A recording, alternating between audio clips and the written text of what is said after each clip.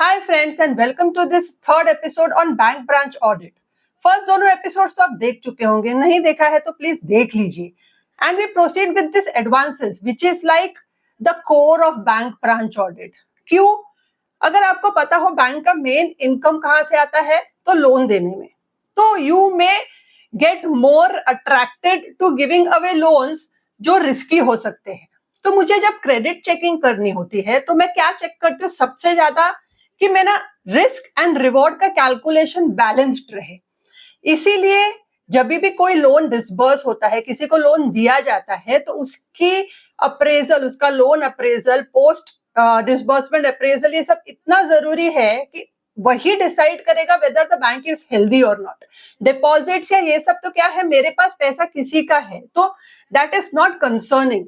But loan या advances की जब मैं बात करती हूँ तो वो एक ऐसी चीज है कि मैंने किसी को पैसा दिया है, अगर वो पर्सन हेल्दी पोजीशन में नहीं है तो वो पैसा वापस नहीं आएगा।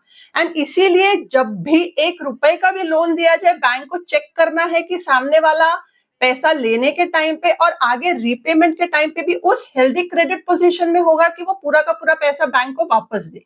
नहीं तो जैसे आज सब हम सुन रहे हैं फ्रॉड्स हो रहे हैं। फ्रॉड्स कहाँ होते हैं? फ्रॉड्स यही होते हैं कि लोग लोन लेते हैं and then they don't repay it. और सबसे ज्यादा प्रॉब्लम किसको होती है? तो बैंक को, क्योंकि पैसा जो डिपॉजिट लिया है वो कॉमन पब्लिक से लिया है और ये लोन बोल के जो बांटा, अगर वो वापस नहीं आएगा तो बैंक उन कस्टमर्स को रीपे कैसे करेगा, right? So without wasting much time, let us begin with the advances checking.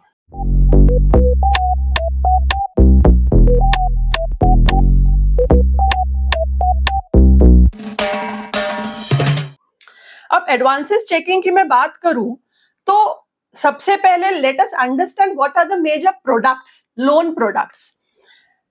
I will categorize them into the funded credit and the non-funded credit.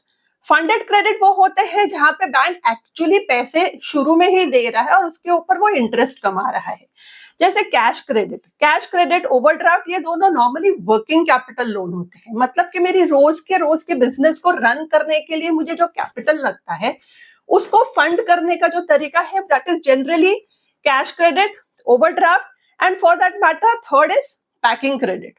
अब इन सब में क्या होता है कि the product line are different, but कहीं पे भी in fact the bank is giving money and then based on the working of the business वो उसी अकाउंट में पैसे डेबिट क्रेडिट होते रहते हैं और मेरा इंटरेस्ट उसमें से मिलता है, बहुत सारे एक्सपेंसेस उसमें से मीट होते हैं। कैश क्रेडिट जैसे मैंने बोला इट इज प्योर, मैंने वो क्रेडिट उनको दी हुई है, एक लिमिट दी है जिसमें वो लोग खेलते रहेंगे। Overdraft is generally different from cash credit to the extent कि इट इज इंटेंडेड कि मेरा अकाउंट बैलेंस पॉजिटिव ही रहेगा, बट अगर किसी केस में मुझे जरूरत पड़ती है तो मैं उसको ओवरड्रॉ कर सकता हूं, इसी को कहते हैं overdraft. Term loan is something wherein I give money in advance full एक अमाउंट और उसको एक टर्म पीरियड में डिवाइड करते। ईएमआई जैसे मेरे होम लोन है, व्हीकल लोन है, फोन पे जो हमने लोन लिया वो सारे मेरे संभव टर्म लोन्स है। अगर बिजनेस की बात करें तो मशीनरीज है, फैक्ट्रीज है, ये सब टर्म लोन पे लिया जाता है। पूरा चंक आज उठा के वो परचेज करने के लिए बैंक ने दिया और उसको रीपे करने के लिए इंस्टॉलमेंट्स होते हैं, ईएमआईज होती हैं। Loan against deposit is the safest loan which the bank gives. इसमें क्या होता है, मेरी कोई एफडी बैंक के पास पड़ी हुई है, समझो 7 रुपए पे पड़ी है, उस पर 1% एक्स्ट्रा इंटरेस्ट लगा के या 2% extra interest depending on the banks policy, उसी पैसे को वो 95% या 90%, एक 5 to 10% का मार्जिन रखते हैं और वो पैसा मुझे एज अ लोन देते हैं। तो जो एफडी उनके पास पड़ी है, किसी दिन मैंने अगर वो पैसा उनको नहीं लौटाया तो they have the FD as a security, जिसको तोड़ के वो अपना पैसा एनकैश कर सकते हैं। इसीलिए उसको सबसे सेफेस्ट लोन कहा जाता है। एंड दूसरे बहुत सारे पर्सनल लोन्स। अब पर्सनल लोन्स का कंसेप्ट क्या होता है कि कोई सिक्योरिटी नहीं होती है, बिजनेस के लिए नहीं, it is for my needs और I would say not even need, my wants, right? तो अब उसके लिए since it is the at the highest risk, उसका इंटरेस्ट भी सबसे हाईएस्ट होता है। नॉन फंडेड क्रेडिट जैसे एलसी या बीजी इज अ कंसेप्ट वेरिन मुझे कोई ऑर्डर परफॉर्म करना है गवर्नमेंट के साथ, फॉरेन कंट्रीज के साथ, अब वो तो मुझे जानते नहीं है। अब ऐसे में how will they take a guarantee कि मैं ये काम उनको परफॉर्म करके दूंगा, या अगर कोई प्रोडक्ट मुझसे खरीद रहे तो वो मैं मैन्युफैक्चर करके उनको दूंगा। इसीलिए वो क्या करते हैं कि बैंक इज अ क्रेडिट वर्दी इंस्टीट्यूशन।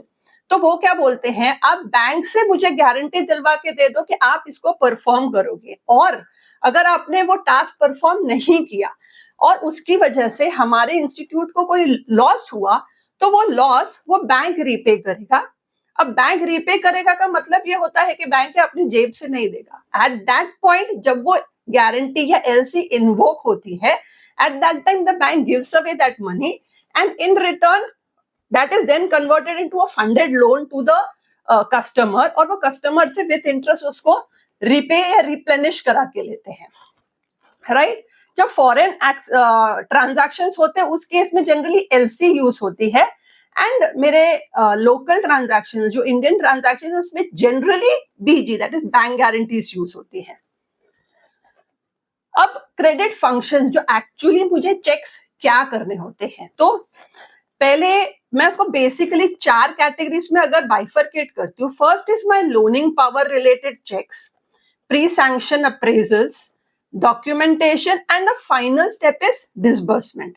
स्टोरी यहाँ खत्म नहीं होती है, we have post sanction checks also, जो मैं नेक्स्ट एपिसोड में कवर करूंगी। तो इंश्योर करिएगा कि आप first 2 episode, third one and the fourth also you completely watch it, तभी आपको बेनिफिट करेगा। इसी तरह अगर थोड़ा बहुत देख के आपने छोड़ दिया तो पूरे कंटेंट का बेनिफिट आपको नहीं मिल पाएगा। अब लोनिंग पावर्स की जब मैं बात करती हूँ, तो जो बैंक मैनेजर होता है, अगर मैं एक बैंक ब्रांच को अप्रोच करती हूँ, वो ब्रांच का जो मैनेजर होता है उसके पास एक सेट ऑफ पावर्स होते हैं। Suppose he is at a junior level, छोटी ब्रांच है, जूनियर लेवल का person, junior and not the clerk और something, they still have a good commandable level but not a very senior position. Senior branch manager is a branch manager. In such a position, suppose he has a bank limit of, has a sanctioning limit of say 25 lakhs. तो उसका मतलब ये होता है कि up to 25 lakh अगर कोई loan देनी है तो वो दे सकते हैं, अपने पावर के अंदर वो सारा वो सैंक्शनिंग कर सकते हैं। बट उसके ऊपर की लोन है, यानी 30 लाख 50 लाख की लोन है, तो उनको उनके हायर अप से भी परमिशन लेना पड़ता है before any loan is sanction और डिसबर्स्ड। तो ऐसे केस में जनरली तकलीफ कहाँ आती है कि अगर मुझे कुछ गलत करना है तो मैं बैंक मैनेजर को अप्रोच करके बोलूंगा मुझे 2 लोन दे दो, मुझे 50 लाख की लोन चाहिए, आपका पावर कितना है 25 की 2 लोन दे दो। तो this is called splitting of loans. या फिर कई बार the customer does not know ना कि उसका पावर क्या है, तो वो अपने पावर्स के बियॉन्ड जाके भी, समझो 50 लाख की लोन है उसने खुद ही सैंक्शन कर दी। अब ऐसे केस में क्या होगा, अगर उसके पास पावर नहीं है तो वो लोन इटसेल्फ इज वॉइड एब इनिशियो, विच मीन्स कि वो शुरुआत से ही गलत है। ऐसे केस में उनके powers of recovering the amount and all that also becomes challenging, and this is a trouble to the bank. इसीलिए हम जब ऑडिट करते हैं इट इज वेरी इंपॉर्टेंट कि हम ब्रांच मैनेजर की लोनिंग पावर पता लगाएं। It you have document for everything I talk about, there is a document with the bank. Bank में कोई भी चीज बिना डॉक्यूमेंटेशन के नहीं होती है। सो चेक दैट डॉक्यूमेंट, उनका लोनिंग पावर क्या है, और उस पावर के अंदर जो भी सैंक्शंस ब्रांच में हुए हैं। आज बहुत सारे बैंक्स में आप देखोगे कि जितने भी लोन सैंक्शन होते हैं मेजरली आपके एक सेंट्रलाइज्ड हब्स होते हैं। अब सेंट्रलाइज्ड हब्स का कंसेप्ट इसीलिए आया कि हर एक ब्रांच के पास हर बार उतना adequate and intelligent man power, and मुझसे इंटेलिजेंट से ज्यादा तो मैं बोलूंगी एक्सपीरियंस मैन पावर नहीं होता कि जो 360 डिग्री से उस लोन को वेरीफाई कर सके एंड इंश्योर करे कि the customer is in a healthy credit position. तो ऐसे में ये जो हब्स होते हैं, ये हब्स में they have good experienced people, जो सारे ब्रांचेस के लोन यहाँ पे आते हैं, स्क्रूटनाइज होते हैं, सैंक्शन होते हैं, only final disbursement is then given to the branch कि वो पैसा देंगे उनको। But whatever be the case, जो भी मेरी सैंक्शनिंग अथॉरिटी है, वो ब्रांच मैनेजर हो, हब का सीनियर मैनेजर हो, या whatever it is, the level of loan needs to be within the sanctioning power of whosoever has sanction, right. और अगर वो नहीं है, it is a clear and a very high alert कि वहां fraud, मतलब it is like an internal risk. ऐसा अगर एक भी ट्रांजैक्शन होता है मींस ऐसे you can't rely on the branch manager or those concerned people कि वहां तो fraud बहुत आसानी से हो पाएगा, right? अब सेकंड होता है प्री सैंक्शन अप्रेजल, यानी यहाँ लोनिंग पावर के अंदर है बट सैंक्शनिंग से पहले और क्या क्या चीजें अप्रेज यानी चेक करनी होती है। अब प्री सैंक्शन अप्रेजल में इट इज समथिंग लाइक कि मैं अगर किसी को लोन देती हूँ, आप अपने फ्रेंड को अगर लोन देते हो, आप जरूर चेक करोगे कि उसको कैपेसिटी है रीपेमेंट की या नहीं, राइट? उसकी नौकरी कैसी चल रही है, वो कितने साल में मुझे वो पैसा लौटा पाएगा, ये सारे चीजों के लिए बैंक के अंदर सेट ऑफ रूल्स हैं। तो बैंक मैनेजर्स या बैंक के जो ऑफिशियल्स हैं उनको वो सेट ऑफ रूल्स के अंदर ही काम करना है। They generally can not go beyond that. ये क्यों? क्योंकि यू नेवर नो कि कौन पर्सन इसको डिसबर्स करेगा। There are so many people using the same kind of conducting the same kind of activity. अब हर किसी को फ्री हैंड नहीं दिया जा सकता, तो एसओपीस होते हैं, गाइडलाइंस होते हैं। कोई भी इंसान बैंक में उस गाइडलाइन के बियॉन्ड काम नहीं कर सकता। प्री सैंक्शन में चेक्स तो दिए हुए हैं, पर मैं जो बोलती हूँ कि एक्सपीरियंस कहाँ पे रिक्वायर्ड होता है, वो बोलेंगे लास्ट 3 साल के आईटीआर ले आओ, फाइनेंशियल्स लेके आओ, देन उसकी आज पे स्लिप्स ले आओ। ये सारे बेसिस पे डिटरमिन करते हैं कि भाई आज उसकी नौकरी या उसका बिजनेस कौन से पोजीशन में है। उसके बेसिस पे वो आगे की 3 साल 5 साल या whatever, considering what type of loan you are giving, उसको फोरकास्ट करते हैं। फोरकास्ट करने के बाद डिसाइड करते हैं कि सच में उस ऑर्गेनाइजेशन के पास उतनी कैपेसिटी आज है और कल भी रहेगी टू रीपे माई लोन। अब अगर मैं बोलूं पास्ट की कोई हिस्ट्री नहीं है, जो भी कस्टमर आ रहा है उसको मैं पर्सनली तो नहीं जानती। आप अपने फ्रेंड को जब देते हो, यू नो दैट पर्सन, उसकी क्रेडिट वर्दिनेस, उसकी इंटेग्रिटी पे आपको भरोसा है, उसके बेसिस पे आप देते हो, इवन इफ उसके पास उतना पैसा आज नहीं है। पर बैंक जब कस्टमर से डील करती है, उसके पास तो ऐसे कोई बैकग्राउंड नहीं है, वो पर्सनली तो किसी को जानते नहीं है। तो whatever is spoken based on the paper, those are produced in front of the bank manager. वो पेपर्स पास हिस्ट्री की मैं बात करूं तो लास्ट 3 साल का क्यों लेते हैं कि अगर मुझे आज लोन लेना है, मैंने पिछले 6 महीने के ट्रांजैक्शंस बहुत फ्लावरी करके रखे और बोला अरे देखो मेरा कितना अच्छा जा रहा है, I can do fabulous business. But कोई 2 महीना 5 महीना या साल भर कोई चीज को मैन्युपुलेट कर सकता है, 3 साल के लिए मैन्युपुलेट नहीं कर सकता है। और जनरली जितनी बड़ी लोन होती है उतने चेक्स बढ़ जाते हैं, checks with regards to the healthiness of the organisation. So what happens is, वो ट्रांजैक्शंस पूरे स्क्रूटनाइज करते हैं, उसके बेसिस पे फोरकास्ट चेक करते हैं। एक फंड फ्लो या कैश फ्लो बनता है जिसमें देखा जाता है कि उस पर कैपेसिटी है लोन रिपेमेंट की, उस पर कैपेसिटी है इंटरेस्ट सर्विस करने की। अगर है तो ही आगे बढ़ा जाता है। अब आगे बढ़ने के बाद सेकेंड स्टेप क्या होता है कि ठीक है उसके पास कैपेसिटी है, but what if they are still not able to repay it. ऐसे में क्या होगा? तो ऐसे में बैंक क्या करती है, दे टेक कोलैटरल्स बोलेंगे तो अगर मेरी वर्किंग कैपिटल लोन है जैसे कैश क्रेडिट ओवरड्राफ्ट, तो उसमें मेरी सिक्योरिटी 2 टाइप की होती है, एक प्राइमरी सिक्योरिटी, एक कोलैटरल सिक्योरिटी। प्राइमरी सिक्योरिटी ये होती है कि मेरे जो अगर स्टॉक के ऊपर वर्किंग कैपिटल जो है वो generally stock, debtors minus creditors, इसके ऊपर दिया जाता है।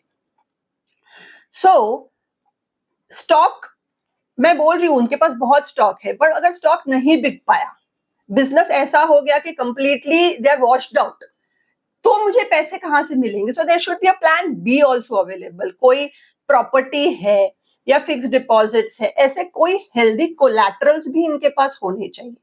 रीजन, जैसे प्राइमरी सिक्योरिटी वर्क नहीं की, बैंक फिर भी नुकसान में नहीं होना चाहिए।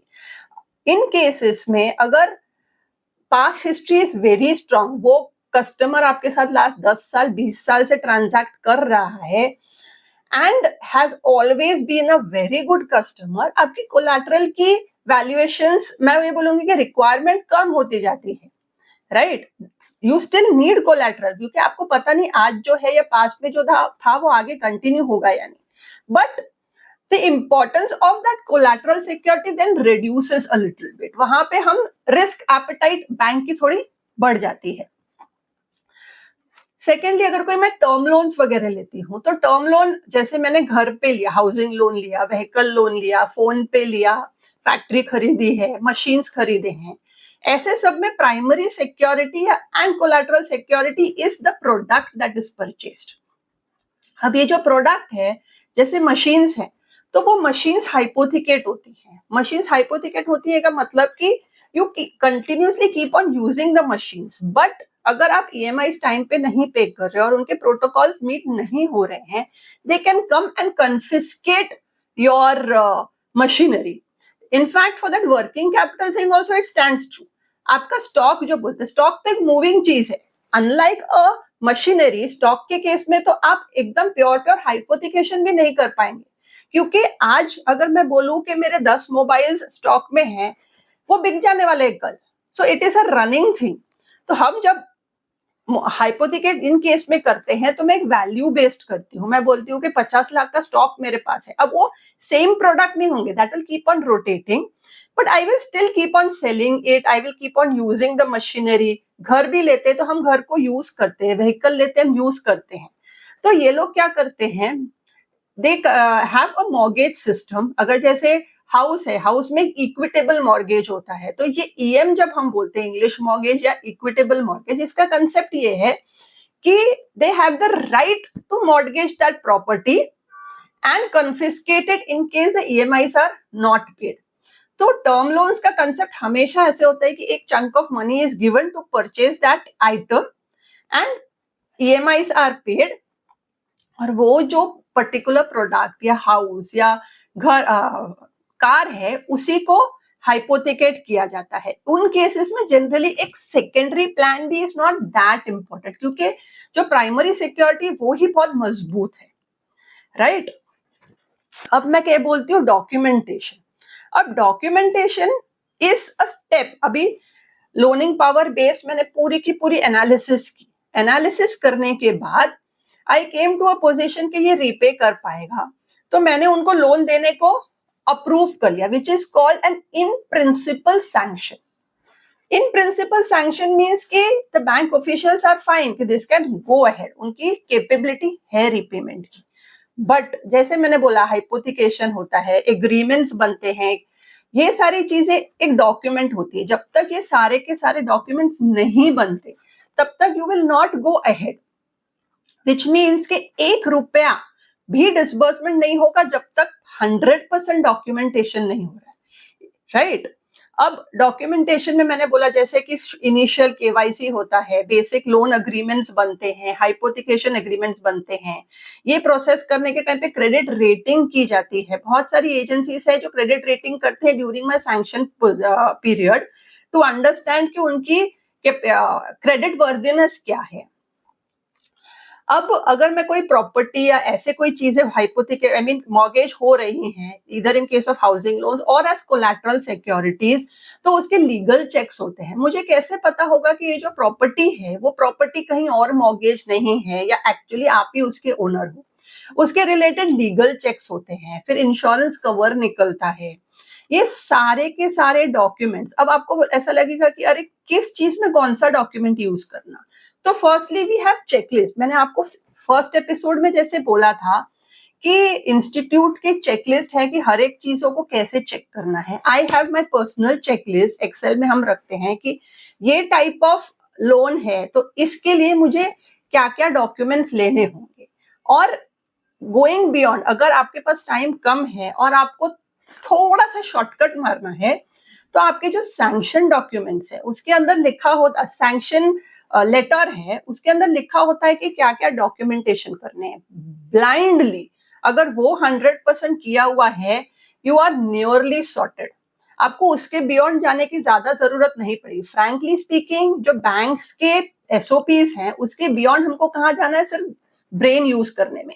कि ऑन पेपर मुझे कुछ दिखाया जा रहा है, बट वो पेपर पे देखने में are between the lines reading, हम जो बोलते हैं ना कि अरे ये इंडस्ट्री तो 10% पे ही ग्रो कर रही है, ये पर्सन मुझे बोल रहा है 50% ग्रो करेगा, how is that possible, right. या डेप्रिसिएशन के कोई कैलकुलेशंस गलत किए हैं, या इंटरेस्ट, यानी they are trying to manipulate something and that we as chartered accountants can definitely make out, and that is where our expertise is required. Beyond that, ये documentation की बात आती है, blindly follow what is written in the sanction document and you are fully sorted. अब post sanction में जैसे मैंने बोला कि मेरा सैंक्शन हो गया, डॉक्यूमेंटेशन जब तक ये पूरा कंप्लीट नहीं होता है, this is what I call as post sanction but pre disbursement, आपका एक सिंगल रुपी भी डिसबर्स नहीं होना चाहिए. अब दो इंपॉर्टेंट, जैसे मैंने बोला, एक चार्ज क्रिएट, अगर कोई कंपनी है या आज की डेट में तो हाउसिंग लोन्स भी हैं, तो उनके एक सेंट्रलाइज अथॉरिटीज है, वहां पे वो चार्ज क्रिएट करना होता है. कंपनीज है तो एमसीए पे जाके मुझे चार्ज क्रिएट करना होता है. चार्ज क्रिएट करने का मतलब ये होता है कि वो रिस्पेक्टिव जो अथॉरिटी है, कंट्रोलिंग अथॉरिटी, उसको मालूम है कि ये पर्टिकुलर एसेट इस कंपनी ने हाइपोथिकेट करके रखी है इस बैंक के पास. Next time, if I take the very same property to some other bank and I'm trying to fraud around, when I disburse also, when my sanctioning is happening, मैं ये respective जो controlling authorities है, उनके websites पे जाती हूँ to check what kind of charge is already created on that property. कोई double charge तो नहीं हो रहा है. So for that, these central authorities have a fantastic mechanism, जिसके लिए I would say आज से 10-15 साल पहले तक it was advisable, but as on today it is compulsory. अगर ये चार्ज क्रिएट नहीं होता है, you cannot go ahead. Banks cannot disburse the money. And creation of mortgage, तो मैंने क्रिएशन ऑफ मॉर्गेज में जैसे बोला कि अगर कोई व्हीकल वगैरह है, स्टॉक है, वो हाइपोथिकेट होता है, मेरी properties EM that is equitable mortgage होती हैं, उसके सारे डॉक्यूमेंट्स होते हैं, बहुत सारे डॉक्यूमेंट्स होते हैं. Those documents, if you just run through one loan agreement or one sanctioning document, more or less same papers he repeat होते हैं, and सिर्फ logical application required है जब उसको भरा जा रहा है. आप देखोगे कि डॉक्यूमेंट में एक जगह पे x लिखा है, उसी सेम इंफॉर्मेशन को सेकेंड फॉर्म में कुछ x+1 लिखा हुआ है. तो ऐसे जब क्रॉस डिफरेंसेस आते हैं तो आपको अलर्ट हो जाना जरूरी है. नॉन फंड बेस्ड की अगर मैं जैसे बात करूं, मेरा एलसी है, बीजी है, कैश क्रेडिट, टर्म लोन में full money is given away. Cash credit और उस सब में क्या होता है, एक लिमिट फिक्स की जाती है. जैसे मैं समझो मैंने 50 लाख की लिमिट फिक्स कर दी, तो विद इन 50 लाख आप ऊपर नीचे कर सकते हो. कभी 10 लाख विड्रॉ किया, 12 विड्रॉ किया, फिर 3 डिपॉजिट किया, मैक्सिमम 50 के बियॉन्ड कभी भी नहीं जाना चाहिए. Same way non fund based में क्या होता है, ऐसी ही एक लिमिट सेट की जाती है. सपोज मैंने नॉन फंड की भी 50 लाख की लिमिट सेट की, तो इसमें क्या होता है, कोई कोई ऑर्गेनाइजेशंस को बहुत रूटीन बेसिस पे बीजी और एलसी लगता है. मैं एक्सपोर्ट कर रही हूँ तो मुझे एलसी बहुत फ्रीक्वेंटली लगेगा, हर बार मैं सारे डॉक्यूमेंटेशन तो नहीं कर पाऊंगी ना.